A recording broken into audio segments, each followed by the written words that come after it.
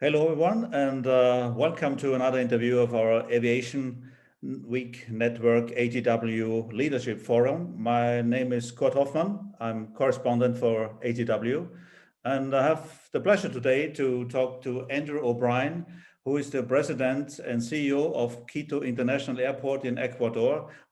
We are thinking that's a very nice way to talk to the situation in South America. Andrew, thank you for your time. Nice to talk to you today. Hi. Hi, Kurt. How are you? Very nice to speak to you. Thank you for the opportunity. And we thank you for the opportunity. Uh, Andrew, we know that your airport is just opened 2013, a new facility, I think, for South America, one of the modern airports that we have.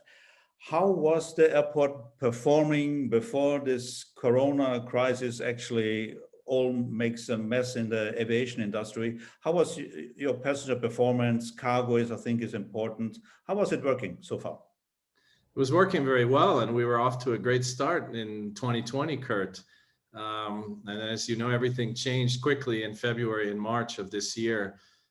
This is an airport that handles, as the capital city airport for Quito, Ecuador, about 50-50 domestic international traffic. We were moving 5.2 million passengers last year. Again, you can break that in half to look at what was going overseas and what was here inside the country, in particular the Guayaquil-Quito market, which is very strong. Domestically, we were handling well over 200,000 metric tons of air cargo, all international export mainly. I speak to, of course, you know, Kurt, the beautiful Ecuadorian roses that we export. That's very important here in the country. And we had just been notified at the start of the year, to great elation in my executive team and management team, that Skytrax had audited us after 4 years as a four-star Skytrax airport. We became the 13th international airport in the world, and the very first in all of the Americas region to receive the 5th star rating by Skytrax. So we were off to a great 2020, I must say. Yeah, so that sounds like you offer very good quality. And I have seen, of course, you have strong domestic traffic to Guayaquil, some international routes. When started the things to change? When this coronavirus actually arrived in your area, and then how it worked? How important is it for a nation like Ecuador to have an international airport, to have an important connectivity?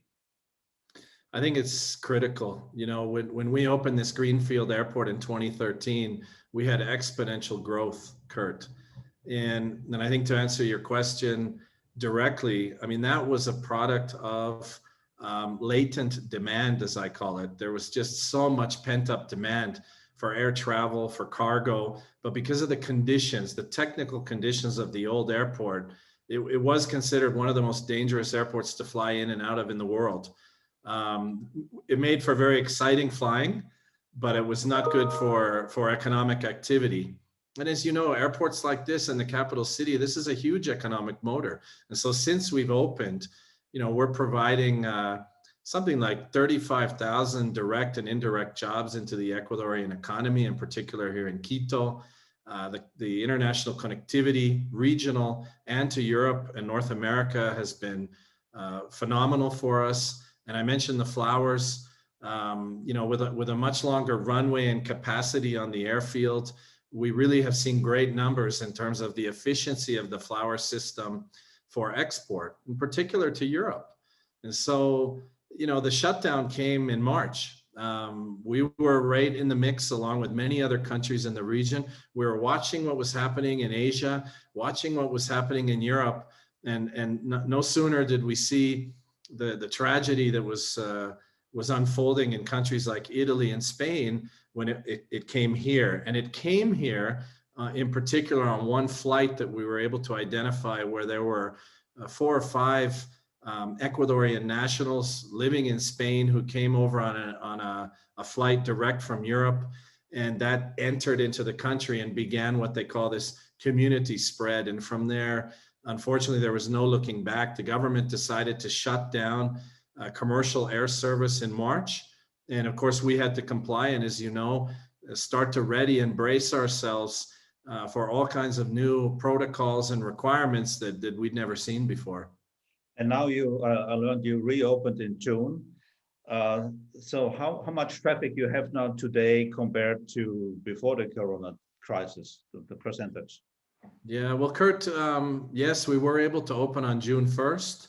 After a lengthy process, I'd say most of April and May, we spent with the emergency center here, convincing ministers of state, the mayor of Quito, and other very important stakeholders, and a lot of interaction with our airlines to open on June 1st. And I mean, since then, even though we're open, things have slowly started to come back, slow but sure. But just to give you a quick number, we've lost 87% of our traffic, both domestic and international, 87. So I'm operating at about 13%.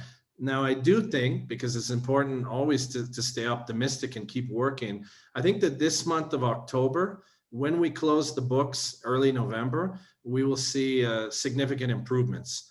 I think maybe even as much as 10 to 12% increase. Why? Because finally the city of Bogota and the country of Colombia, which is so important for our international airlift for passengers and cargo, is open.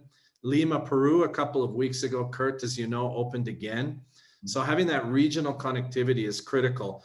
Even though we had European connectivity and United States connectivity from June 1st, that regional international plays a very important role. And so I think numbers are going to come back as airlines start to see better load factors and start to add more capacity as a result. But how long can an airport survive with such a lower capacity, you know, because you also have your fixed cost. I don't know how much you have per month to pay to run the airport system, but how long can an airport survive this? Well, fortunately, this airport is really sort of a classic public-private participation project. This is a 3P. So this is a concession. We took over in 2006, and the concession runs until 2041. And by having the financing from a bond issue that we did last year to refinance and to remove our lending organizations, our multilaterals in Washington, you know, we have significant financial hurdles that we have to meet. We have a number of covenants that we have to meet. And so thankfully, we had pretty significant covenants in terms of liquidity and cash flow. And so we're okay, and we are okay in 2020. We had to take some pretty drastic steps, as all airport operators have had to worldwide, Kurt, as you know, on the operational expenses side, even on headcount. Sadly, we've had to take some action. Yeah. But fortunately, again, we do have good liquidity here. We're in a strong position until the end of the year. And what I'm seeing is that slow uptick, again, in capacity and load factors that shows that passengers are starting to feel more comfortable leaving their homes, going through airports. They're more comfortable with that experience. They're getting more knowledge about what it is to fly in an airplane and what HEPA filters are, and the safety and importance of wearing a mask and the real risk that you're exposed to. And I think as we continue to move forward and passengers are more comfortable with that experience, then I'd like to think my passengers will continue to have a slow but important tendency of uptick. And with that, we should be able to continue to maintain our operation and maintain our business, even though, as you say, we have those fixed costs. I'd like to think we'll continue to have some excess of income over costs and be able to handle this until it's over, hopefully sometime in 2021.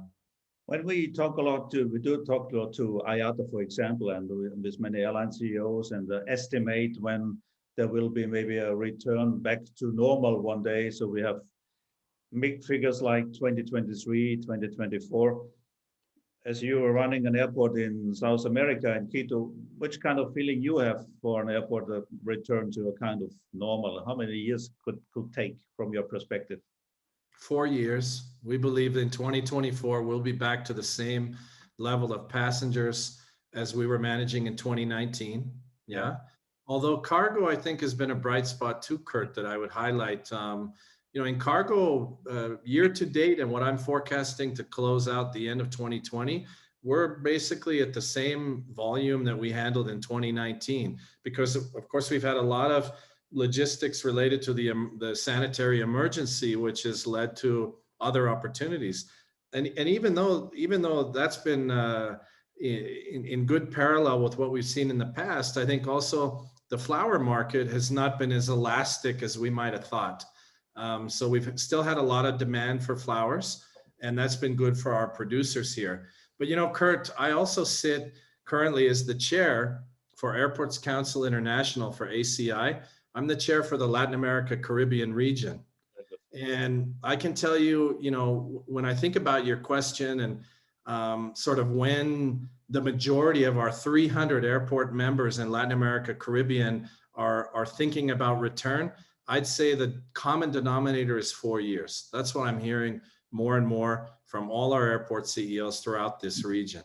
Well, there are many different nations and countries, of course, in South America, and maybe some markets will recover quicker. The big airports like Sao Paulo, Guarulhos, Buenos Aires, Bogota, from which nations do you think the air traffic could recover better? The smaller nations like you have, or some which have a strong, big domestic market like Brazil or Argentina? Well, what's your guess for your colleagues in South America? Yeah, I think Mexico is looking better. I think there's always going to be a tremendous amount of cross-border traffic by air from Mexico to the United States. And in fact, when you look at airports like Mexico City International, which you point out, Kurt, they've had I think a better run, not a good run, but a better run than most. Again, because of that cross-border demand, you have a lot of diaspora, you have a lot of Mexicans living in the United States and vice versa, tremendous commercial traffic that runs between the two nations. And so I think anywhere you see that, you're going to see the numbers start to come back. Yeah. Where I see the biggest challenge are markets that are heavily dependent on Europe. As you know, we saw the announcement out of Belgium today. They're going to go back to shutting down a lot of commercial ventures out on the street in Belgium, bars, restaurants, shops, shutting down for 30 days, I believe. And this is something that we feel. We have direct connections before COVID with Madrid, with Paris, of course, with Schiphol's Airport in Amsterdam. And we're seeing that those markets are very slow. While we do have service from KLM and Iberia flying several frequencies a week, we're seeing very low load factors. Why? Because Europeans, of course, have most of the Schengen markets that Ecuadorians might fly to on a normal basis with a tourist visa or a business visa. They're not able to travel. And so, please go ahead. Yeah, no, I think that's it really depends, to your question, Kurt. Which markets are you depending on? For example, we also have good dependence on the United States market. We fly every day into Houston, Fort Lauderdale, Miami, and soon back into Atlanta. And those are really good markets for us and have been, because as you know, the US at no point has required any kind of special PCR testing or quarantine. And so Ecuadorians are taking advantage, and they're flying to the United States, going about their business and flying back here to Ecuador with absolutely no restrictions. That makes it much easier. Before the crisis, how many passengers Quito Airport handled per year, and what was your growth expectation actually for a time without Corona?